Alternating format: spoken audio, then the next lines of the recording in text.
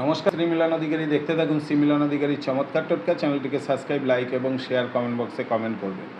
অনেকে অনেক রকমভাবে ডক্টরের কাছে অর্থ নাশ করেছেন। অনেকে অনেক কিছু করছেন, অনেকে কি করছেন, কোনো ঠাকুর বাড়ি যাচ্ছেন, নানান রকমভাবে আপনি চেষ্টা করে যাচ্ছেন যে আপনার একটি সন্তান আসছে না, দীর্ঘদিন বিবাহ হয়েছে কিন্তু আপনি পারছেন না। তা এইরকম যদি হয়, আপনি আমার এই উপায়টি করুন।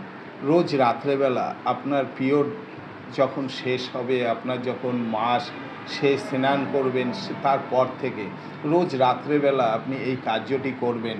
এই কার্যটি করলে আপনি দেখবেন দিনে দিনে আপনার সন্তানের বাধা থেকে আপনি মুক্তি পাবেন। আপনি কি করবেন, রোজ রাত্রে স্বামী স্ত্রী উভয় পক্ষে দুজনে 1 চামচ করে ঘি খান।